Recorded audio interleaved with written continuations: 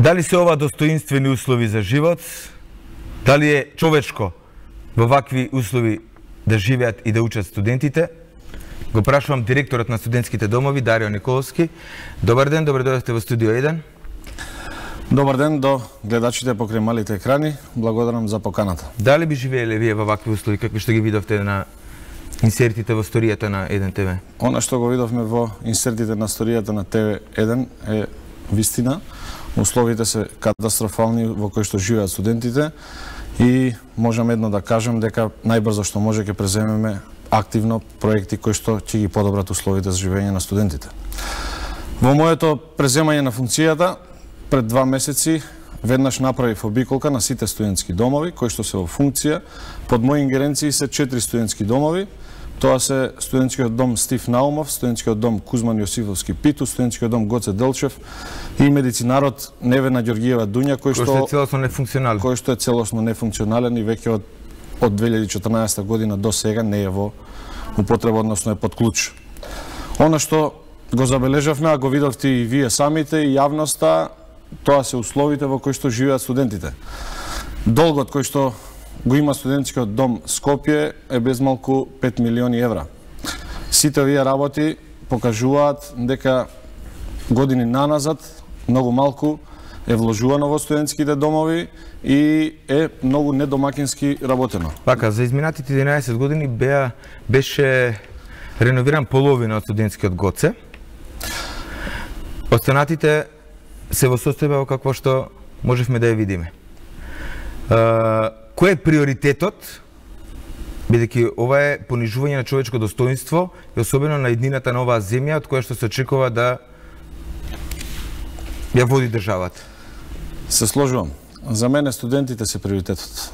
А тоа значи дека приоритет се нивните услови за живење.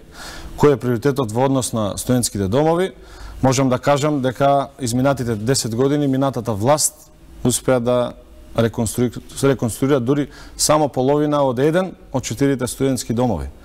За мене приоритет е активно да се вклучиме во реконструкција заедно со Министерството за образование и владата и се одвоени средства за истата таа реконструкција. Дел во 2018 година и истите тие се наменети за реконструкцијата на мензата во студентскиот дом Гоце Делчев, како изработка на проекти и планска документација за партерното... За 2018 година во буџетот за реконструкција на студентски домови се предвидени 4,4 милиони евра отприлика.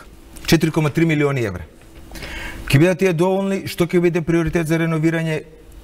Како практично ќе ги потрошите овие 4 милиони евра за да не го гледаме веќе ова што е загрижувачки? Во рамки на овие 4 милиони евра кои што се проектирани за 2018 година, во тие 4 милиони евра влегуваат реконструкцијата на мензата на студентскиот дом Гоце Делчев, изработка на проекти и планска документација и реконструкција на партерното уредување на дворот во студентскиот дом Гоце Делчев.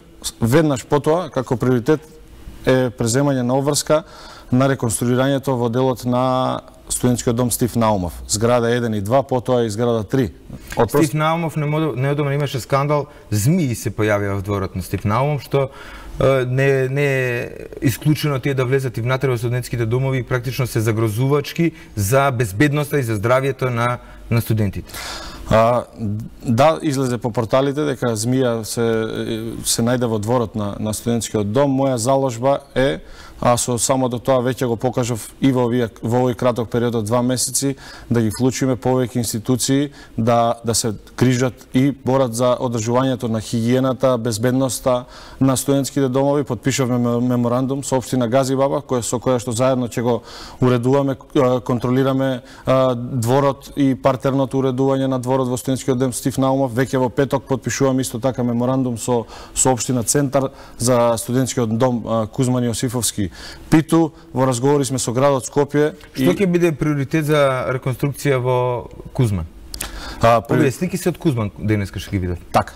Приоритет во студентскиот дом Кузман, јас веќе направив 2 анализи. Зборам тоалетите, собите, креветите. Таму има застарена електрична инсталација која што е исто така е ризична, особено во зимските месеци. Студентите не се доволно обезбедени со оброци, не се доволно задоволни од храната. Што ќе е приоритет за да се подобри состојбата? Вака, приоритетот и покрај овие јасно видливи проблеми, и јас решив приоритетот да го заедно со студентите да го назначиме кој ќе биде приоритетот. И од таа причина направивме анкета, еден вид прашалник во кој што, знаејќи ги сите проблеми со кои што се соочуваме, побаравме студентите да бидат тие кои што ќе го креираат приоритетот. Им благодарам заради тоа што им е најнеопходно во најскоро време. Им благодарам заради тоа што во поголем дел од половина се изјаснија и тоа со многу добри одговори во тоа што нас ни даваат насоки како да ги спроведеме тие работи. Студентите се изјаснија, но за тие работи ќе мора да заврши анализата која што ја правиме на анкетата и веднаш потоа ќе излеземе со план, рокови и програма како тие приоритети ќе денеска видовме дека студентите веќе се охрабрија да зборуваат за условите. Изминативе години се плашеа бидејќи може да ги изгубат леглата во студентските домови. Прашањето е, ги консултирате доволно за тоа што им е најнеопходно, или уште постои ризик и репресија за тоа како би ги поделиле леглата? Во посета на студентските домови и секојдневно мојата отворена врата на секој еден студент кој што има проблем, идеја или решение, во разговорите со нив дојдовме до заклучок дека јас, односно како начело на оваа институција, целта ќе ми биде да ја вратиме вербата во добивањето на леглата. Леглата од сега па натаму во иднина ќе се добиваат исклучиво согласно условите кои што се бараат за еден студент да ги исполнува, за да добие легло во студентските домови. Партиска книжка? Не. Затоа реков исклучиво условите кои што се бараат. Партиска книжка не се бара во условите. Ке го преиспитувате случајот за препродажба на студентските легла? Имаше случај во минатото дека наместо студенти таму имаше вработени во администрација, вработени во безбедносни структури и така натаму.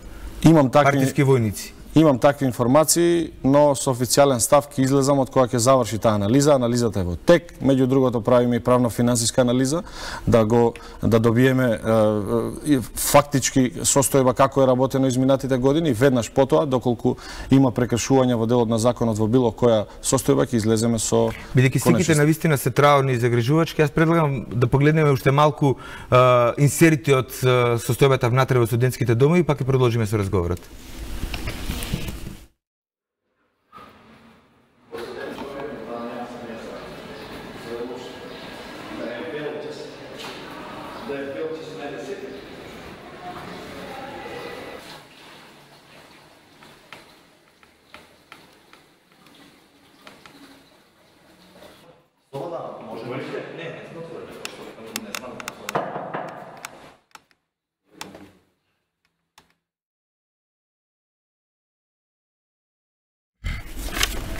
Што ја мислам?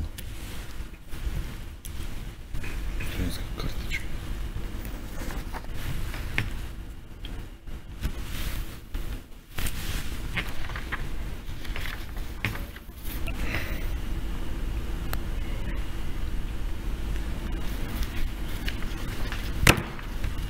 Пуштай ме, ајде.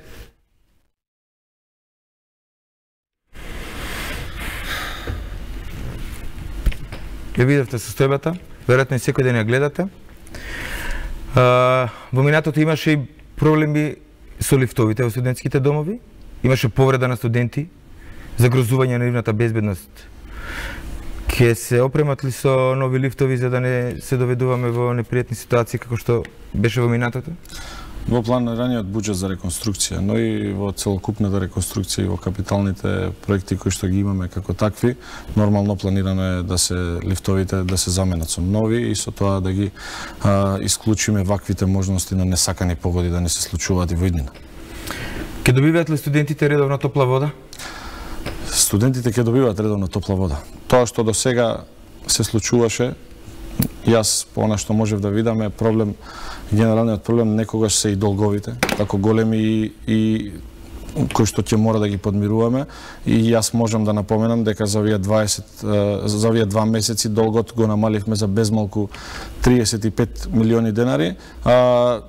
Снемувањето вода значи дека имаме проблем со стара водоинсталација, поправањето трае многу споро, делови нема за тие резервоари и од таа причина може да се случи но во иднина ќе се грижиме да не се случува да студентите немаат топла вода. Ќе имаат ли студентите парно или повторно ќе има проблем со набавка на мазут и на минусни температури практично да нема на што да се греат?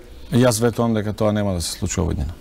Дали овој долг од 5 милиони евра може да доведе во опасност функционирањето на студентските домови и реализирање на сите овие најави поради блокада на сметките? Долгот од 5 милиони евра, да, секако може да доведе до опасност, но ветувам дека ќе се грижиме за секој денар и ќе работиме домакински. Заедно со владата и нашето домакинско работење ќе влеземе во еден процес на намалување на долгот, а со тоа и намалување на опасноста да влеземе во таква ситуација. Како ќе го репрограмирате долгот? Како ќе го враќате? Репрограмирањето на долгот, напоменав, владата и во октомври и во декември без малку над 30 милиони денари одвои за подмирување на тие трошоци, обврските кон трошоци, во трошоците подразбираат обврски спрема јавните комунални предпријатија, спрема јавните предпријатија, но и спрема домашните компании. Пак ќе кажам домакинското работење, помошта од владата, но и сите оние општествено одговорни приватни компании кои што се и како сериозни сака да пристапат во делот на донирање или помагање во реконструкциите или културно-забавниот социјален живот на студентите, ќе ни овозможат нас да го намалиме долгот. Сега спомнавте културно-забавен живот на студентите, во минатото добива бесплатни карти за театри, за балет, добива попусти или бенефиции за контактни леки. Ќе продолжи тоа или тие популистички мерки ќе бидат заборавени, а да се зафатите со реално подобрување на условите во кои што живеат? Јас мислам дека за нас не е проблем да работиме паралелно и на подобрувањето на условите во инфраструктурата и во храната, кој што и кажав како приоритет, но за мене и како е битен животот на студентите, кој што е многу уникатен, културно-забавниот и социјален живот. И јас имам намера... Како да отидат на театар ако немаат топла вода за да се средат? Затоа реков, паралелно ќе се грижиме за двете работи. Да имаат топла вода за да се средат, но и да им овозможиме попуст во театрите, попуст во продавниците, една студентска картичка која што ќе им овозможува полесен пристап до сите оние основни потреби кои што се им и надвор нив. Што ќе им се контактни леки, да речеме, ако го изгубат здравјето на минусни температури безпарно? Затоа зборам, приоритетите веројатно треба да ги поставите поинаку. Приоритетите се тие. Условите за живот и храната, реков. Така, 4,3 милиони евра за годинава. Последните 2 години сумата предвидена од буџетот за реконструкција на студентски домови е зголемена, или еве да речеме за период од 3 години 15,7 милиони евра. Ова е ставка за реконструкција. Што е советувањето за изградба на нови студентски домови, веќе никој не ги спомнува, сите зборувате за реконструкција на постојните. Јас веќе разговарав и со премиерот, односно владата, и со министерката за образование. Мислам дека одговор на ова прашање ќе треба да дадеме заеднички во јавноста. Стои тоа дека е ветен нов студентски дом, потребата од нов студентски дом е преку потребна и се надевам дека сите тие работи што се кажани и верувам во истите дека ќе се реализираат и студентите ќе добијат нов студентски дом. Така. Вред. Јас се благодарам што бевте гости во студио 1. Се надевам дека во некоја следна прилика ќе може да забележиме барем минимално подобрување на условите таму. Воспротивно, 1 ТВ нормално повторно со своја екипа ќе ве посети, ќе ве повикаме тука, бидејќи се работи за иднината на земјата. Вратите на студентските домови се отворени за медиумите, јас исто така. Се надевам во следната прилика и како ќе имаме за што повеќе да поразговараме. Ви благодарам на поканата. Благодарам. По кратката пауза ние продолжуваме